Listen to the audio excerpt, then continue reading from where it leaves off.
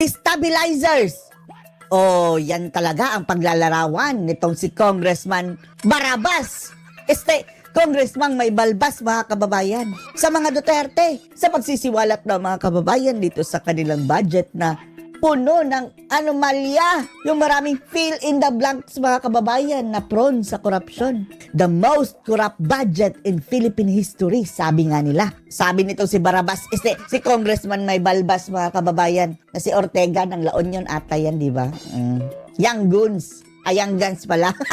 Anya, sinasadya na talaga ito ni Duterte, mga kababayan. Binunto nila ang sisi, mga kababayan, kay Duterte dahil ginagawa lang daw nila ito, mga kababayan, para i-destabilize ang Marcos administration at para daw maibalik ang budget ni Sara. Noong nakaraang taon, reenacted budget daw, mga kababayan, ultimately si Sara daw ang makikinabang. Wow! Lahat na lang isisisi nyo kay Sara Duterte. Kayo ang sumablay dyan, Barabas Ortega pala, mga kababayan. Ortega yan, Bakit itong mga alipore si Tamba, mga kababayan, no? Magkakamukha na sila.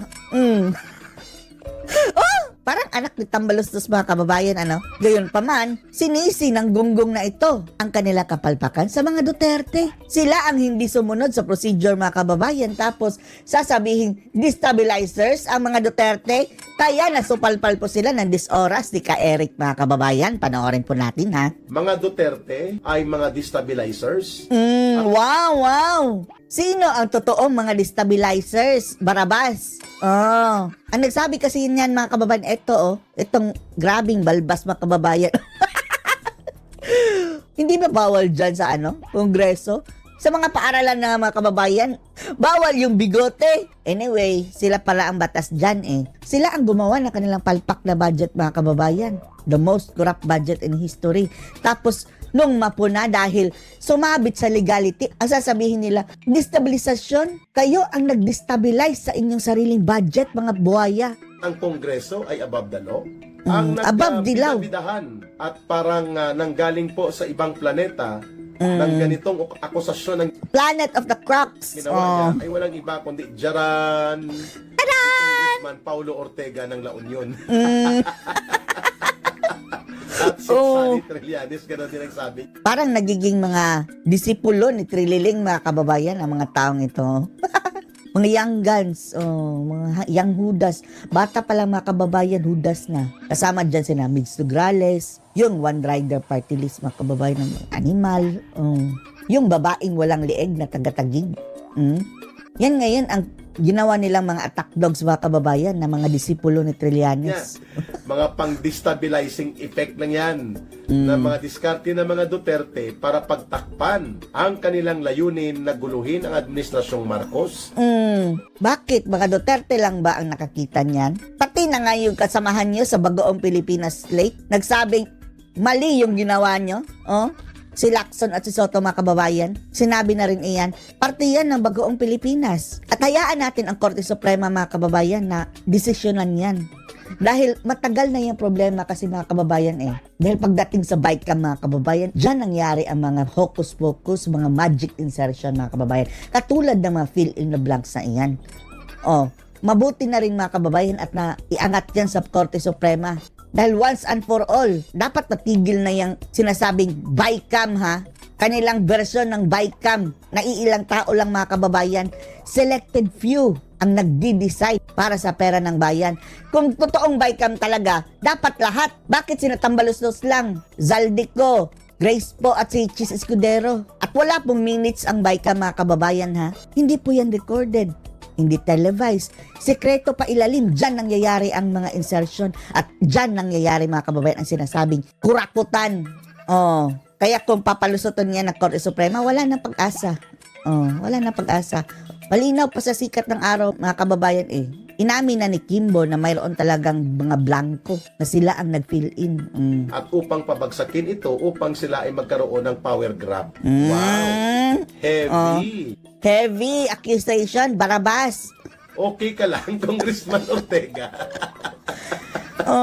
Sino nagsabi sa iyo na ang paglaban kontra sa mga irregularidad at mga abuso sa poder na mayroong mga indication? Destabilization daw agad, ba kababayan? Pinuna lang sila, destabilization. Oh. Sinabihan kaming kurakot, destabilization.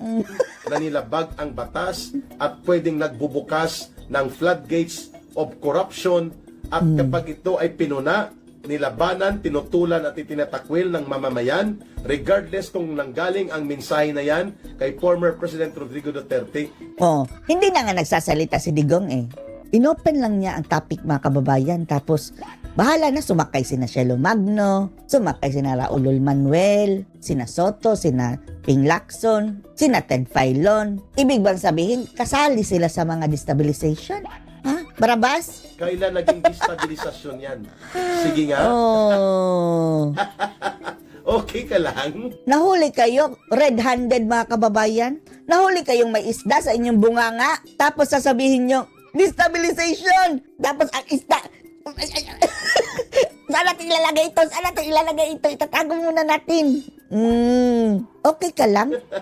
Ang pagtutol sa korupsyon, ang pagtutol sa illegal na pamamaraan na pwedeng abusuhin, ang paglalagay ng malalaking amount na hindi po na-ratify ng Kongreso, hindi rin transparent na ipinapakita sa mamamayan, at ito ay nagbubukas ng napakalawak na pintuan ng pwedeng magkaroon ng kurakutan at pandarambong sa kabanang bayan kapag Tama. pinupuna ito. Tapos ang palusot ni Kimbo mga kababayan, no? Calculator activities na lang daw. Mahirap bang mag-calculate? Bakit nyo minadali? Pwede nyo namang tapusin yung calculator na iyan. Ilagay ang exact figure. Pero pinili nila mga kababayan, nalagyan talaga ng blanco. Oh. Dahil pwede nyong ibahin ang mga amount, mga barabas. Oh. Yan ang katotohanan. Kaya nyo binlangkuhan. Papalusot pa kayo na calculator na andyan na.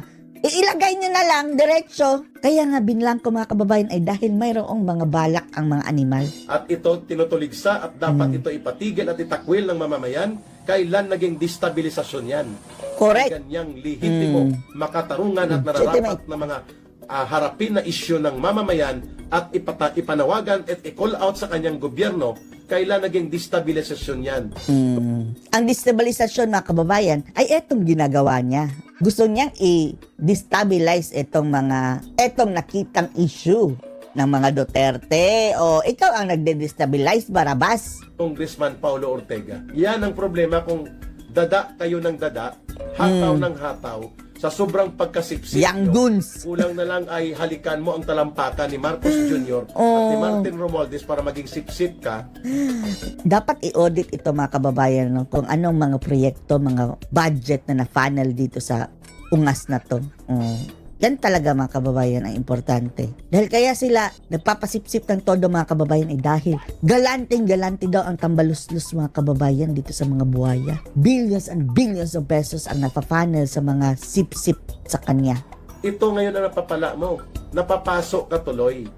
Lumalabas, nakakahiya kayo. Hindi nyo alam ang inyong mga sinasabi na mali. Correct. Baluktot na uri ng mga pananaw ang inyong pinapalaganap at congressman ka pa na. Congress